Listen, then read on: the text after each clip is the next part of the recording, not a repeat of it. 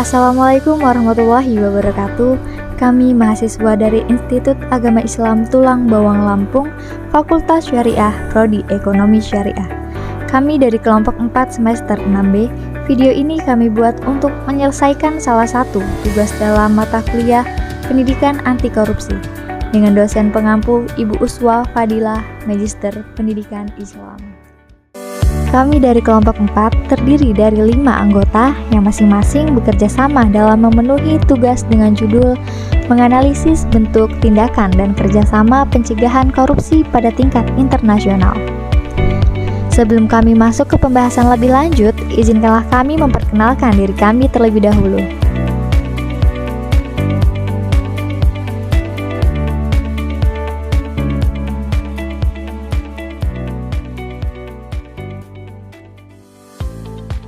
Oke, saya sebagai pemateri pertama akan menjelaskan tentang tindakan pencegahan korupsi, menganalisis bentuk tindakan dan kerjasama pencegahan korupsi pada tingkat nasional.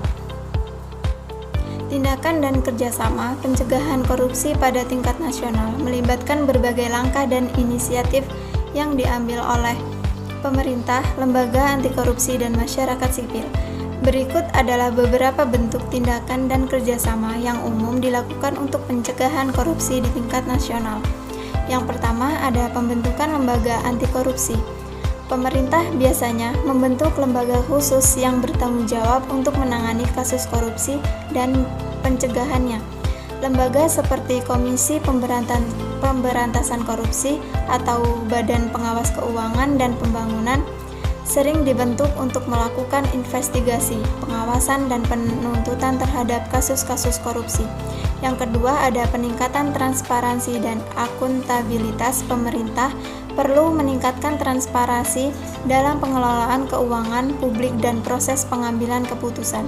Selain itu, pemerintah juga dapat mengadopsi kebijakan publik yang mempromosikan partisipasi aktif masyarakat dalam proses pengambilan keputusan.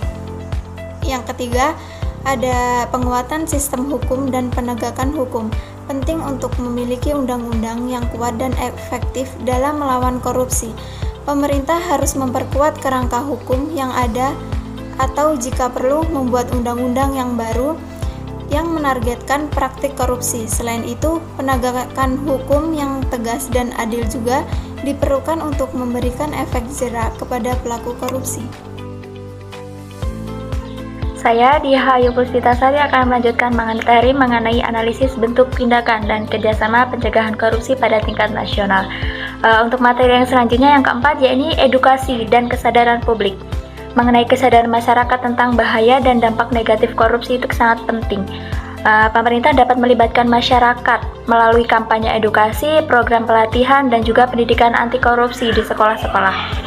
Dengan peningkatan pemahaman publik tentang korupsi, masyarakat akan lebih cenderung melaporkan tindakan korupsi dan mendukung upaya-upaya pencegahan korupsinya.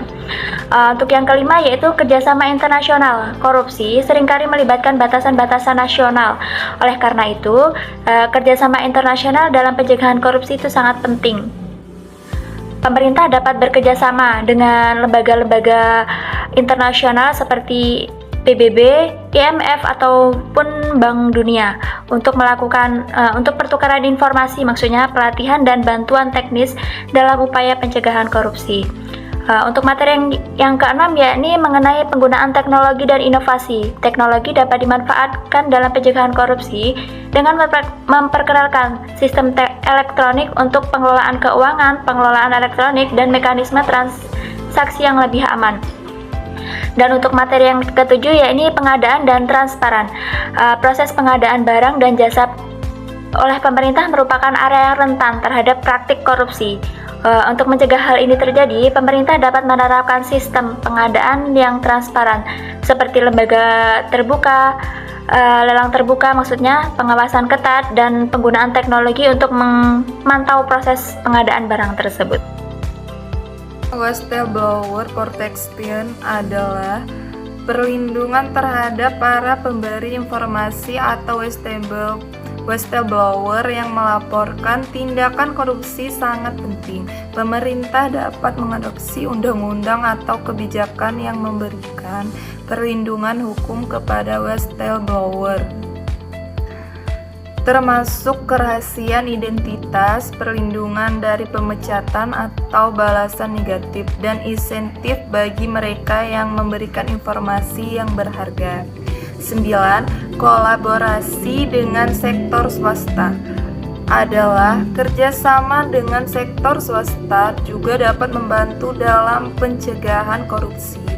Pemerintah dapat bekerja sama dengan perusahaan swasta untuk mengembangkan standar etika bisnis, mengadopsi praktik pengelolaan risiko yang baik, serta mempromosikan transparansi dalam kegiatan bisnis.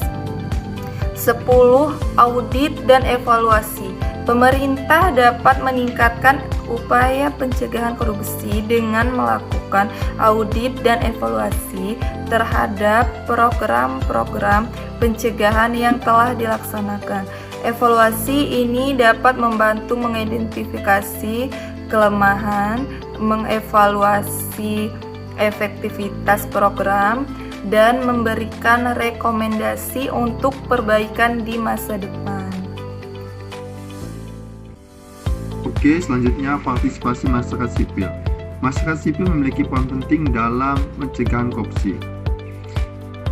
Pemerintah dapat memfasilitasi partisipasi aktif masyarakat dalam proses pengawasan seperti melalui pendirian forum-forum mekanisme laporan korupsi yang sudah diakses, dan keterlibatan masyarakat yang proses pengambilan keputusan terkait kebijakan publik.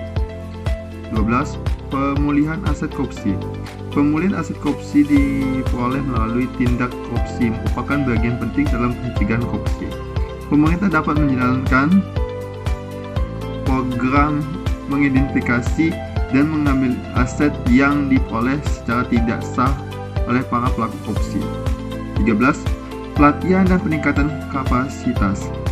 Pemerintah dalam mengadakan pelatihan dan program peningkatan kapasitas bagi para relawan publik, terutama mereka yang bekerja di bidang pengelolaan keuangan dan pengadaan, dengan meningkatkan pengetahuan dan kesadaran akan korupsi. Pegawai publik dapat menjadi lebih mampu, siap, dan mencegah korupsi.